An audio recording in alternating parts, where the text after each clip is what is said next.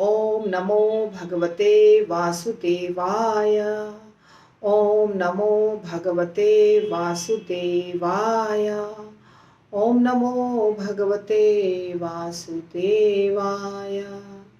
नारायणं नमस्कृत्य नरं चैव नरोत्तमं देवीं सरस्वतीं व्यासं ततो जयमुदीरयेत्। नष्टप्रायेषु अभद्रेषु नित्यं भागवत सेवया भगवतीरुत्तमश्लोके भक्तिर्भवति नैष्ठिकी। कृष्णाय वासुदेवाय देवकी नंदनाय च नंदगोपकुमाराय गोविंदाय नमो नमः। जय श्री कृष्ण चैतन्य प्रभु नित्यानंद श्री अद्वैत गदाधर शिवासादि गौर भक्तवृंद। हरे कृष्णा कृष्णा कृष्णा हरे हरे, हरे राम राम राम हरे हरे। श्रील प्रभुपाद की जय। श्रीमद् भागवतम स्कंद 1 अध्याय 8 और श्लोक संख्या 21 से जो हमने अभी बोला श्लोक, और जो हर भागवतम क्लास में बोला जाता है वही श्लोक है ये। कृष्णाय वासुदेवाय देवकी नंदनाय च नंदगोपकुमाराय गोविंदाय नमो नमः। तो ये श्लोक कुंती माता के द्वारा कहा गया है और कुंती माता ने अपने भतीजे कृष्ण के लिए ये श्लोक गाया है। तो भगवान कृष्ण जो वसुदेव के पुत्र हैं, जो देवकी माता के पुत्र हैं, और जो नंद गोप कुमार हैं, नंद बाबा के पुत्र हैं, और जो गोविंद हैं, इतने सारे नाम हैं भगवान के यहाँ पर इस श्लोक में। उनको कुंती माता नमस्कार कर रही हैं। ठीक है। तो श्रील प्रभुपाद ने परपोर्ट लिखा है, ट्रांसलेशन और तात्पर्य और अनुवाद। तो श्रील प्रभुपाद की जय। शब्दार्थ: कृष्णाय भगवान को, वासुदेवाय वसुदेव के पुत्र को, देवकी नंदनाय देवकी के पुत्र को, च तथा नंद गोप नंद तथा ग्वालों के कुमाराय पुत्र को, गोविंदाय भगवान को जो इंद्रियों तथा गौवों के प्राण हैं, नमः सादर नमस्कार, नमः नमस्कार। अतः मैं उन भगवान को सादर नमस्कार करती हूँ जो वसुदेव के पुत्र, देवकी के लाडले, नंद तथा वृंदावन के अन्य ग्वालों के बालक एवं गौवों तथा इंद्रियों के प्राण बनकर आए हैं। ठीक है। तो भगवान के अनेकों नाम हैं। कुछ नाम गौण होते हैं और कुछ नाम प्रमुख होते हैं। ठीक है। ये सब जो नाम है इसे कहा जाता है प्रमुख नाम। प्रमुख नाम या प्राइमरी नेम्स, अर्थात जैसे गोविंद और देवकी नंदन या राधा रमण या खीर चोरा गोपीनाथ या कुंज बिहारी, ऐसा जो नाम होता है ना, उसे कहा जाता है प्राइमरी नेम्स या प्राथमिक नाम, प्रमुख नाम। और गौण नाम जो होते हैं वो होते हैं परमात्मा, भगवान, ईश्वर, परमेश्वर, ऐसे नाम को कहा जाता है सेकेंडरी नेम्स या गौण नाम, गौण। तो भगवान को जो प्राइमरी नेम्स हैं या जो प्रमुख नाम है वो पसंद है बहुत ज़्यादा। क्यों पसंद है? क्योंकि उस नाम से किसी भक्त की याद आती है। जैसे यदि कहा भगवान को किसी ने वासुदेवाय, अर्थात हे भगवान, आप वसुदेव जी के पुत्र हैं। तो वसुदेव जी और भगवान का जो संबंध है वो भगवान को याद आ जाती है, हमको भी याद आती है। और अगर कहते हैं नंद नंदन, यानी नंद के पुत्र हैं, तो नंद बाबा के साथ जो उनका संबंध है, जो लीलाएं हुई है, वो सब कृष्ण को याद आ जाती है। खीरचोरा गोपीनाथ, माधवेंद्रपुरी के साथ जो लीला हुई है वो कृष्ण को याद आती है। तो कृष्ण इस नाम से ज्यादा प्रसन्न होते हैं, ऐसे नामों से। और परमेश्वर और परमात्मा और भगवान इससे प्रसन्न नहीं होते, उसमें कोई भक्त का कनेक्शन नहीं है। परमेश्वर मतलब ठीक है, बहुत सारे ईश्वर हैं, आप सबसे बड़े ईश्वर हैं, ऐसा। जहां भक्त से कनेक्टेड नाम है, जितने नाम भक्त के साथ जुड़े हुए हैं, वो सब भगवान को ज्यादा खुशी देता है। ठीक है, तो इसीलिए यहाँ पे कुंती माता ने इस सारे प्रमुख नामों को लिया है। इस श्लोक में देखिए, कृष्णाय, वासुदेवाय, देवकी नंदनाय, नंद गोप कुमाराय, गोविंदाय, 5 नाम हैं। तो ये सब प्रमुख नाम है भगवान के। सब नाम के पीछे बड़ी बड़ी कहानी है, बहुत बड़ी बड़ी कथा है। तो भगवान अलग अलग प्रकार से आते हैं इस दुनिया में। और श्रील प्रभुपाद यहाँ कह रहे हैं कि पृथ्वी पर भगवान अवतरित होते हैं आसुरी लोगों के उपद्रवों को शांत करने के लिए। जो जब भी लीला होती है भगवान की, कोई भगवान किसी भी रूप में आते हैं, तो उसके पीछे एक असुर तो होता है जिसको नष्ट करने के लिए भगवान आते हैं, किसी भी प्रकार का असुर। जैसे चैतन्य महाप्रभु भी जब आए थे, चैतन्य महाप्रभु की लीला तो ब्रह्मा जी के एक कल्प में सिर्फ एक बार होती है, एक ही बार आते हैं चैतन्य महाप्रभु, बार बार नहीं आते हैं। तो चैतन्य महाप्रभु प्रेम बांटने के लिए आते हैं, प्रचार करने के लिए आते हैं, हरि नाम का प्रचार और भगवत प्रेम सबको बांटने के लिए, और खुद भी आस्वादन करने के लिए। चैतन्य चरितामृत की जो कथा हो रही है उसमें अभी तो आपको थोड़ा लग रहा है कि बहुत हाई फिलॉसफी जा रही है, पर बाद में धीरे धीरे सब लीलाएं आएंगी, थोड़ा समय लगेगा। तो चैतन्य महाप्रभु राधा रानी के प्रेम को चखने के लिए भी आए थे, बहुत सारा कारण है उनके आने का।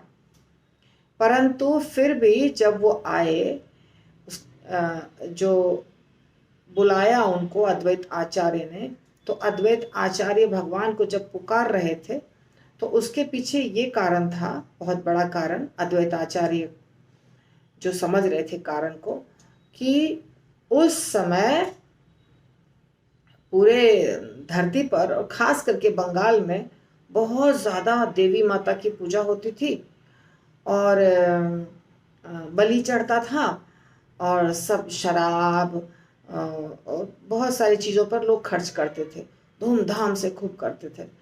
और वैष्णव का बोलबाला बिल्कुल नहीं था। जो वैष्णव थे, थोड़े बहुत कम वैष्णव थे, वो डर डर के चुपचाप रहते थे, कुछ बोलते नहीं थे, क्योंकि वो अगर बोलते तो उनको दबा दिया जाता, उनको डर था। तो अद्वैत आचार्य को लगा कि ऐसे में कैसे चलेगा, भगवान के नाम से किसी को इंटरेस्ट नहीं है, कोई मतलब नहीं है। आप ध्यान दीजिए, ये वही समय है जिस समय मुसलमान का बहुत ज़्यादा प्रभाव था। अभी आप राम मंदिर का देख रहे हैं ना, देखिए राम मंदिर को जब तोड़ा गया था, उस समय बाबर था, बाबर, हाँ, मुगल बाबर था। और बाबर के बाद, जहाँ तक मुझे याद नहीं हिस्ट्री ज़्यादा, तो हुमायूं होता है, फिर अकबर होता है, ऐसे ऐसे करके आगे उसके खानदान में जो भी आते हैं। और जिस समय चैतन्य महाप्रभु के पार्षद यानी रूप गोस्वामी, सनातन गोस्वामी ने मंदिर बनाया था वृंदावन में, उसको तोड़ते समय औरंगजेब आ गया था। तो बाबर और पहले, यानी चैतन्य महाप्रभु के और पहले बाबर था। तो बाबर ने जब आया, बाबर इस देश में मुसलमान आए, उस समय तो पूरा देश हिंदू का था ना, उसमें थोड़ी कोई मुसलमान था, कोई मुसलमान नहीं था, सब सनातनी थे। लेकिन वो आकर के लूटा यहाँ के लोगों को भी लूटा, विवाह किया ज़बरदस्ती यहाँ के लड़कियों से, और मंदिरों को तोड़ा, बहुत सारे मंदिरों को तोड़ा, और तोड़ने का क्रिया जारी रहा, बहुत दिनों तक तोड़ने की क्रिया जारी रही। आज आपको जो राम मंदिर दिख रहा है, बन गया है, ये तो बहुत बड़ी कृपा है भगवान की और मोदी सरकार की। वो पूरे जीवन में कभी कोई कर्ज नहीं चुका सकता, इतना बड़ा काम किया है उसने। लाखों लोग मरे हैं उस मंदिर के कारण, एक बार नहीं, बार बार साधु महात्मा उस मंदिर को बचाने के लिए, उस जमीन पर कब्जा करने के लिए, और कितने राजा और रानी भी मृत्यु को प्राप्त हुए उस जमीन के लिए जहां आज राम मंदिर बना है। तो 16वीं शताब्दी में एक घटना घटी है, 1557 या कुछ 1557 या कुछ ऐसे है, जहां पे सबसे पहले जब तोड़ा गया था मंदिर को। तो इसी तरह से पूरे देश में मंदिरों को तोड़ा जा रहा था, अलग अलग, सोमनाथ में भी तोड़ा, और उसके बाद मुसलमान तो तोड़े ही, अंग्रेज भी थोड़ा ज़्यादा डिप्लोमेसी करके, पर अंग्रेज तो यहाँ का हीरा लेकर गए जो अपने देश के रानी के मुकुट में लगा दिया, रानी विक्टोरिया के मुकुट में हीरा लगा दिया हमारे देश का। और सोमनाथ जी का जो मंदिर है द्वारका के नज़दीक, उसके वहाँ से उस पर आक्रमण करके मूर्तियों को लिया, या पता नहीं क्या क्या किया, बर्बादी किया सब जगह। क्योंकि हमारे देश में जितनी मूर्तियां होती थी पहले, सब सोने की मूर्तियां होती थी। शास्त्र में बताया गया है सोने की मूर्ति, चांदी की मूर्ति से पूजा करनी चाहिए। तो हमारे देश में सोने की मूर्तियां होती थी। बस इन लोगों को लगा रही मन का मन सोना है, टन का टन सोना है, सारा मूर्ति ही उठाने लग गए। और साथ साथ में जो मुसलमान आए वो तो मंदिर में पूरा गंदगी फैलाते थे, पूरा गंदगी, अपवित्र कर देते थे उसको, मंदिर को। बहुत सहा है। हमारे देश के जो भक्त होते थे, साधु होते थे, वो सोचते थे हम माला जप करेंगे और भगवान का भजन कीर्तन करेंगे, बस हमको और कोई चीज की जरूरत नहीं है। लेकिन जो असुर होते हैं उनको तो मौका चाहिए, कमजोर ब्राह्मण, उनको तो जीतना बहुत आसान था। और राजा जो थे हमारे देश के, राजा महाराजा, वो भी थोड़े असावधान थे, उनको नहीं पता था कि ऐसा हो सकता है, और एकता नहीं थी राजाओं के बीच में। तो ये फूट डालना और थोड़ा कुछ धन देके कुछ करके तोड़ देना, और फिर नाजायज फायदा उठाना, ऐसे करके बहुत ज्यादा हो गया था उस समय में। तो असुर जो लोग होते हैं वो हर काल में रहते हैं। तो चैतन्य महाप्रभु को जो आवाज दी अद्वैत आचार्य ने, इसीलिए इतना जोर जोर से पुकारा कि वैष्णव कल्ट खत्म हो रहा है, वैष्णव दिख नहीं रहे हैं, और जो थोड़े से वैष्णव हैं वो छिप के जाते हैं, डर के जाते हैं, क्योंकि उनको देखते ही बाकी लोग जो है ना वो ताना मारते हैं, बहुत कुछ बुरा बर्ताव करते हैं, तो कैसे चलेगा। तो हे भगवान आप आइए। तो चैतन्य महाप्रभु आए और उन्होंने पूरे देश में भगवान के नाम का प्रचार कर दिया, हरे कृष्णा महामंत्र का। और बाद में प्रभुपाद ने पूरी दुनिया में प्रचार कर दिया। जो मुसलमान और जो अंग्रेज हमारे देश में आके मूर्तियों को तोड़े हैं और यहाँ से ले गए हैं सोना उठा के, मूर्ति उठा के, मंदिरों को तोड़े हैं, उस देश के लोग आज हरे कृष्णा महामंत्र का जप करते हैं, प्रभुपाद की पूजा करते हैं। उनको पता चल गया है ये भक्ति है, यहीं से हमारा कल्याण होने वाला है। तो कितना जरूरी है प्रचार करना। आप देखिए, अगर प्रभुपाद प्रचार नहीं किए होते, अगर जैसे जब तोड़ा जा रहा था तो राजा मान सिंह जो जयपुर के थे वो बहुत आगे बढ़ के किए, बहुत सारे राजा जो हिंदू राजा थे, अच्छे राजा थे, अपने जितनी ताकत थी लगा करके भगवान की मूर्तियों को बचाने की कोशिश की। तो ये सब कुछ हुआ था। तो कई बार लोगों को लगता है कि फिर भगवान चुपचाप क्यों बैठे रहते हैं, ऐसा भगवान तो सब कुछ कर सकते हैं। कर सकते हैं भगवान, सब कुछ भगवान कर सकते हैं, परंतु यदि हम भक्त हैं और हम भगवान के भक्त हैं तो भगवान कुछ नहीं करेंगे।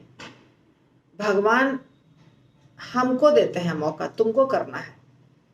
मैं तो बस खड़ा रहूंगा यहाँ पे, तुम भोग लगाओ मुझे, तुम खिलाओ और तुम मेरी रक्षा भी करो। तुमने मुझे बुलाया है, तुम मेरी रक्षा करो। तो भगवान भक्तों को मजबूत बनाते हैं, ऐसे नहीं चलेगा। आज देखिए इतने साधु महात्मा सब रोने लगे जब मंदिर बना कि बाप रे, ये सपना था हमारा और मंदिर बन गया। ताकत नहीं है, लेकिन आवाज उठानी पड़ती है। अगर आवाज नहीं उठाएंगे तो अत्याचार होता रहेगा, असुर अत्याचार करते रहेंगे। तो भगवान थोड़ी हर समय आएंगे, भक्तों को भी करना पड़ता है, भक्तों को करना जरूरी है। मैंने इतना सारा क्यों बोला, मुझे बोलना था शॉर्ट में ही, पर मुझे ये बोलना था कि कैसे इतने सालों से तबाही मचा के रखा था इन लोगों ने और आज उसके ऊपर विजय प्राप्त हुई है। बहुत अच्छा लगा मुझे, सबको लगा, पूरे दुनिया के लोगों को लगा जितने सनातन धर्म को मानने वाले हैं। और ये तब बरकरार रहेगा जब हम भक्ति करते रहेंगे। अगर भक्ति नहीं करेंगे, तत्व ज्ञान नहीं होगा, शास्त्रों को नहीं समझेंगे, तो फिर से वही हो जाएगा, वापस स्थिति खराब हो जाएगी। इसलिए सब कुछ आवश्यक है। राजा जो होते हैं, जो पॉलिटिकल लीडर्स होते हैं, उनको भी स्ट्रांग बनना पड़ता है। सुरक्षा तो खुद ही करनी पड़ती है। भगवान ने अर्जुन को कहा ना, तुम्हें युद्ध करना है, और वास्तव में भगवान ही सबको मारे। अर्जुन सिर्फ निमित्त बना, वास्तव में भगवान ही मारे सबको, लेकिन निमित्त बनना पड़ेगा। भगवान हमें मदद करेंगे, हर कार्य में भगवान मदद करेंगे, लेकिन शुरू कार्य हमें करना पड़ेगा, ताकत हमें अपनी लगानी पड़ेगी, ये बहुत आवश्यक है। तो भगवान, मैं ये बता रही थी, यहां पर जो लिखा है कि आसुरी लोगों के उपद्रव को शांत करने के लिए और असीम अहेतु की कृपा से भगवान पृथ्वी पर अवतरित होते हैं। और भगवान किसी भी भौतिक संपत्ति द्वारा प्राप्त नहीं किए जा सकते।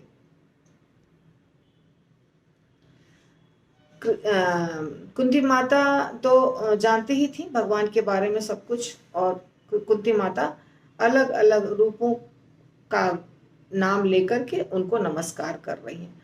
और श्रील प्रभुपाद ने बस इसी टाइप की बातें यहाँ पे बताई हैं, थोड़ी थोड़ी, जो मैं नहीं वर्णन नहीं कर रही हूँ, बहुत बड़ा हो जाएगा। अगला श्लोक हम देखते हैं। नमः पंकज नाभाय नमः पंकज मालिने नमः पंकज नेत्राय नमस्ते पंकजांग्रये। तो भगवान के जितने भी अंग होते हैं उनकी तुलना कमल से की जाती है। इस श्लोक में कुंती माता भगवान के हर चीज को कमल से तुलना करके बता रही हैं, हर अंग को। और चीज इसलिए बोला क्योंकि माला जो है ना उसको भी बता रही। तो जैसे भगवान के चरण कमल, हस्त कमल, मुखमंडल को भी कमल से तुलना करके बताया जाता है। तो इस यहाँ पे 4 कमल हैं। पंकज, पंक यानी कीचड़, ज यानी उत्पन्न होना, जन्म लेना, कीचड़ में जो उत्पन्न होता है अर्थात कमल।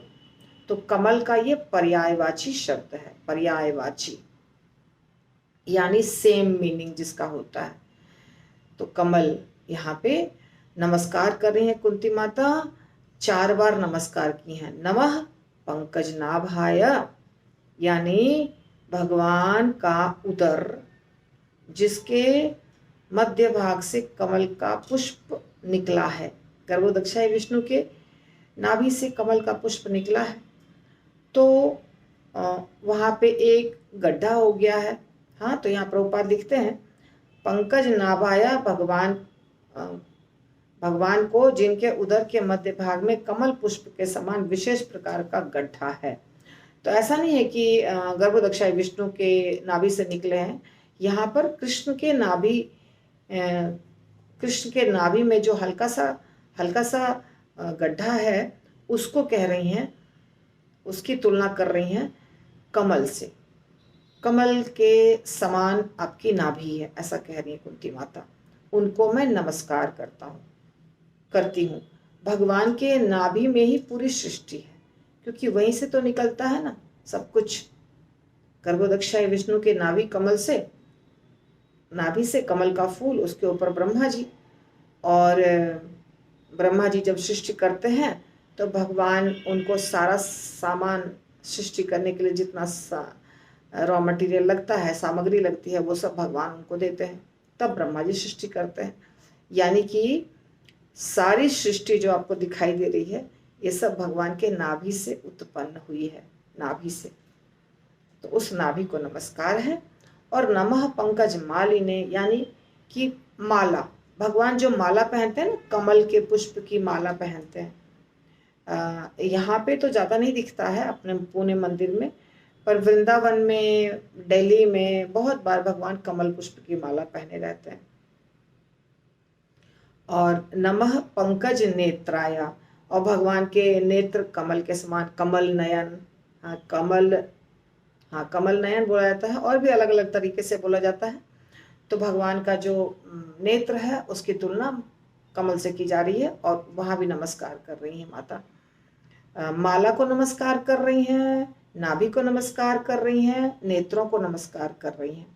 अब है पंकज अंग्रय। अंग्री यानी तलवा। तो भगवान का चरण कमल, उसके नीचे तलवा होता है, SOLE, सोल, SOUL नहीं, SOLE, सोल यानी भगवान के किसी का भी नीचे का, पैर के नीचे का जो हिस्सा, तलवा, और यहाँ भगवान का तलवा। भगवान के तलवे के नीचे यानी तलवे में, जैसे ये तलवा हुआ तो इसमें बहुत सारे चिन्ह होते हैं। राधा रानी के भी तलवे में, कृष्ण के तलवे में, विष्णु भगवान के तलवे में, चैतन्य महाप्रभु के तलवे में, सब के तलवे में, नित्यानंद प्रभु, बहुत सारे चिन्ह होते हैं अलग अलग।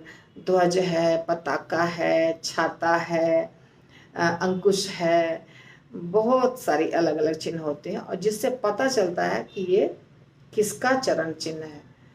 जैसे कृष्ण के चरण के नीचे तलवे में अलग प्रकार का चिन्ह होगा, और राधा रानी के तलवे में अलग प्रकार का चिन्ह होगा। उसी तरह चैतन्य महाप्रभु में अलग प्रकार का। तो जब भगवान चलते थे वृंदावन में, ऐसे ऐसे उनका चरण कमल रखाता था जमीन पे, तो वहां की जो मिट्टी होती थी उसमें वो चिन्ह अंकित हो जाता था। ऐसे चिन्ह वहां पे इम्प्रिंट्स बन जाते थे, तो पता चल जाता था सबको वहां पे कि इधर से कृष्ण गए हैं, इधर से कृष्ण गए हैं, उनके चिन्हों से। अच्छा, गैया जो होती थी ना, वो भी वहां पे अपना खूर या पैर नहीं रखती थी जहां भगवान के चरण कमल रखाए हैं, क्योंकि जब अक्रूर जी आ रहे थे तो पूरे रास्ते उन्होंने देखा कि भगवान के चरण कमल ऐसे ऐसे ऐसे ऐसे जा रहे हैं। उसको देखते देखते देखते देखते भगवान के घर पहुंचे। वहां पे प्रभुपाद कहते हैं कि भगवान के चरण कमल पे कमल का जो चिन्ह अंकित था उस पे कोई नहीं पैर रखता था।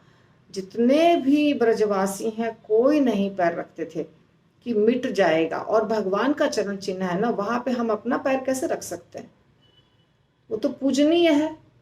इसीलिए अक्रूर जी जब आए तो उनको दिखाई दिया सब जगह चरण कमल के चिन्ह, और फिर उसको देखते देखते आए। तो उसी चरण कमल को प्राप्त करने के लिए तो हम सारे लोग लगे हुए हैं कि किसी तरह भगवान के चरण कमल में हमें थोड़ी सी जगह मिल जाए। ऋषि मुनि सब तपस्या कर रहे हैं, भक्तगण पूजा पाठ कर रहे हैं कि हमको चरण कमल में स्थान मिल जाए। तो भगवान का चरण कमल, तो ये सब चीज को कुंती माता नमस्कार कर रही हैं। जिनके उदर के मध्य में कमल पुष्प के सदृश गर्त हैं, जो सदैव कमल पुष्प की माला धारण करते हैं, जिनकी चितवन कमल पुष्प के समान गतिशील है आंखें, और जिनके चरण के तलवे में कमल अंकित है, ऐसे भगवान को मैं सादर नमस्कार करती हूँ। तो यहाँ पे बताया कैसे कैसे तुलना करके बता रहे हैं। कमल के पुष्प में जैसे ऐसे होता है ना सेंटर में, वैसा है नाभि, और तलवे में कमल का फूल है अंकित, और आंखें जो है ना वो ऐसे ऐसे चितवन यानी चंचल आंखें हैं, गतिशील, तो वो कमल पुष्प के समान गतिशील हैं, और कमल पुष्प की माला पहनते हैं। इसीलिए चारों चीजों की तुलना कमल से करके कुंती माता नमस्कार कर रही हैं। तो यहाँ पे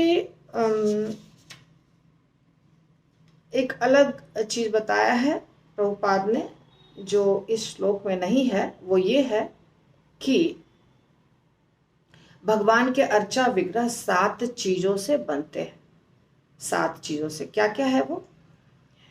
एक तो है मन से हम भगवान की मूर्ति बना सकते हैं। मन में सोच लिया भगवान ऐसे ऐसे ऐसे हैं, मानसिक। और दूसरा है काष्ठ, लकड़ी से, लकड़ी की मूर्तियां, जैसे जगन्नाथ भगवान तो होते ही हैं लकड़ी के, और भी हमारे गुरु महाराज के जो गौरनिताई हैं वो भी लकड़ी के हैं, तो लकड़ी की मूर्ति भी बनती है। उसके बाद पार्थिव, पत्थर की मूर्ति। उसके बाद धातु, पत्थर की मूर्ति तो सब जगह देखे हैं, इसलिए इसमें तो कुछ संदेह है ही नहीं। पत्थर की मूर्ति तो वृंदावन में जितने हैं, यहाँ पे जितने हैं, अपने राधा कुंज बिहारी, वृंदावन चंद्र, सब जगह पत्थर की ही मूर्तियां मिलती हैं हमें। और धातु की मूर्ति, जो छोटे छोटे विग्रह होते हैं मंदिर में, उत्सव विग्रह जिसको कहते हैं, वो धातु के होते हैं, अष्ट धातु के। हमारे घर में भी होते हैं धातु के, जिसमें 8 प्रकार की धातुएं मिली रहती हैं, एक अलग प्रोपोर्शन में। सोना भी रहता है, चांदी भी रहता है, ऐसे जितना ज़्यादा सोना और चांदी रहेगा उतना ज़्यादा मूर्ति सुंदर लगती है, चमकती है। तो साधारणतया अब तो कोई भी सोने की मूर्ति बना के पूजा नहीं करता है। मैंने आपको बताया कहानी कैसे हम लोग के देश से सब मूर्ति इसलिए लेकर चले गए क्योंकि सोने की मूर्तियां थीं। तो अब तो बस यही इन्हीं चीज़ों से थोड़ा सा सोना चांदी मिलता है, और बाकी अलग अलग धातु होती हैं जिनसे मूर्तियां बनती हैं। तो धातु की मूर्ति, और हमारे घर में भी धातु की मूर्ति रहती है। फिर रत्न रूप, यानी बहुत कॉस्टली जो पत्थर होते हैं। एक तो सिंपल पत्थर हो गया मार्बल जैसा, और एक बहुत कॉस्टली रत्न, जिसको रत्न कहा जाता है, जैसे हीरा जवाहरात होता है ना, उस चीज से भी भगवान की मूर्ति बनती है। फिर रंग रूप, कलर्स, जैसे कलर से पेंटिंग करके भगवान का पिक्चर बनता है। हम जब जाते हैं मोर कुटीर में, वृंदावन में जो मोर कुटीर है, तो वहां पे आप देखिएगा एक पेंटिंग है, और उस पेंटिंग का फ्रेम करके रखा हुआ है उस पेंटिंग को, और उसी को वस्त्र वगैरह पहना देते हैं।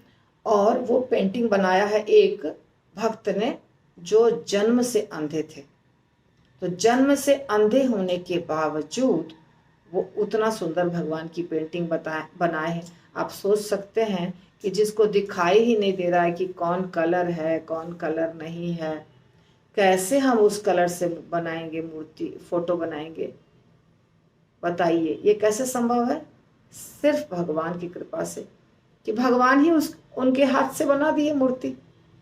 तो कलर से भी बनते हैं, भगवान की मूर्ति बनती है। मूर्ति यानी रूप, यहाँ मूर्ति नहीं बोल सकते हैं, ये सब रूप है। मानसिक रूप, काष्ठ का रूप, पत्थर का रूप, धातु का रूप, रत्न का रूप, रंग का रूप, और 7वां बालू से, जैसे समुद्र के तट पे बालू रहता है ना, उससे भी भगवान का रूप बनता है। रामेश्वरम में मुझे लगता है बालू से ही बनाए थे रामचंद्र जी। अभी तो नहीं, अभी तो वहाँ पे प्रॉपर मंदिर है, तो बालू से है। शास्त्र के अनुसार ये 7 प्रकार से भगवान के रूप बनते हैं, और 7 प्रकार से भगवान की पूजा, हर रूप, ये सब बोनाफाइड रूप हैं जिनकी पूजा हो सकती है। और ये बोनाफाइड है शास्त्रों के अनुसार। इसमें से किसी भी रूप की पूजा हम कर सकते हैं। और एक चीज जो बताया है प्रभुपाद ने वो ये कि मनुष्य को भगवान का दर्शन जब करना चाहिए तो चरण कमल से शुरू करना चाहिए, धीरे धीरे ऊपर जाना चाहिए। चरण कमल, उसके बाद चरण कमल से ऊपर जो घुटना होता है वहाँ तक जाना चाहिए, फिर जंघा, फिर नाभि, फिर वक्षस्थल, फिर गर्दन, ग्रीवा, फिर मुखमंडल, ऐसे ऐसे करके दर्शन करना चाहिए। और साथ साथ में माला है या कुंडल है या जो भी श्रृंगार की चीजें हैं उसका भी दर्शन करना चाहिए। तो ये है तरीका, ये भी प्रभुपाद लिख रहे हैं यहाँ। भगवान के चरण कमलों का दर्शन का अभ्यास किए बिना भगवान के मुख का दर्शन करने का प्रयत्न नहीं करना चाहिए। और भगवान की बुआ होने के कारण श्रीमती कुंती ने भगवान का दर्शन चरण कमलों से प्रारंभ नहीं किया क्योंकि इससे भगवान लज्जित होते हैं। हाँ, वहां पे बात अलग है, कुंती माता बुआ है तो बुआ क्यों करेंगी ना चरण से, वो तो उनका पुत्र है, पुत्र के समान हुआ भतीजा, तो इसीलिए वहां पे कुंती माता ने चरण कमल से प्रारंभ नहीं किया और सीधे ऊपर का भाग,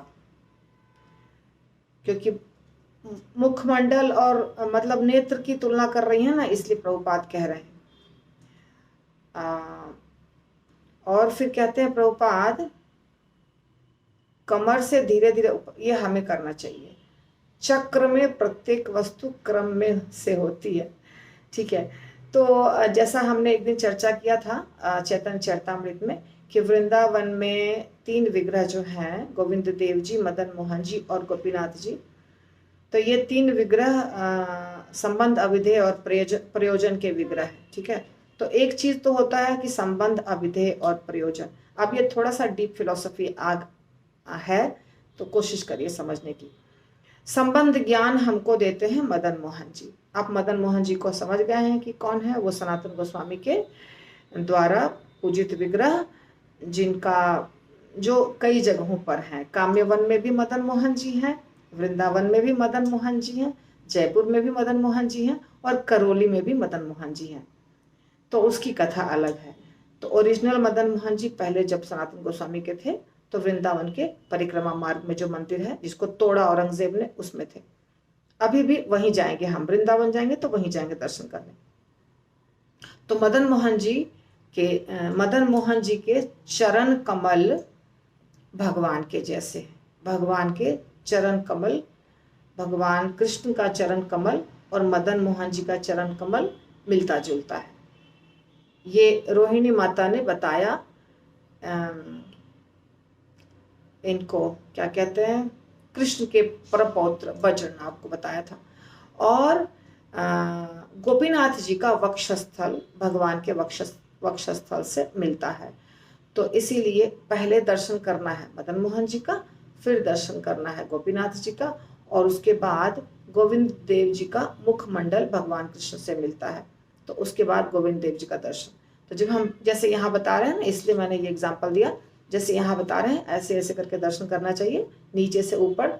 उसी तरह वृंदावन में अगर हम दर्शन करने जाते हैं तो पहले मदन मोहन जी का करना चाहिए, फिर गोपीनाथ जी का करना चाहिए, फिर गोविंद देव जी का करना चाहिए, दर्शन के हिसाब से, ठीक है। और कृपा कैसे करते हैं भगवान, पहले मदन मोहन जी कृपा करते हैं क्योंकि वो संबंध ज्ञान देते हैं, फिर गोविंद देव जी कृपा करते हैं, वो है अविधेय। अविधेय यानी कि क्या पूजा की विधि होगी ये ज्ञान देते हैं हमको, पूजा की विधि को करने के लिए मदद करते हैं, जो नवदा भक्ति है उसमें मदद करते हैं। और अंत में गोपीनाथ जी जो गोपियों के नाथ हैं वो हमारा प्रयोजन होता है। तो उस दृष्टिकोण से ये ऐसे हैं और इस दृष्टिकोण से ये ऐसे हैं। अगर आपको थोड़ा भी 5% भी समझ में आया होगा तो ठीक है, क्योंकि थोड़ा सा डिफिकल्ट है ये, और जिसको पूरा समझ में आ गया वेरी नाइस। तो श्रीमद् भागवतम हमारा आज यहीं पे समाप्त हो रहा है। ग्रंथराज श्रीमद्भागवतम की जय। शीला प्रभुपाद की जय।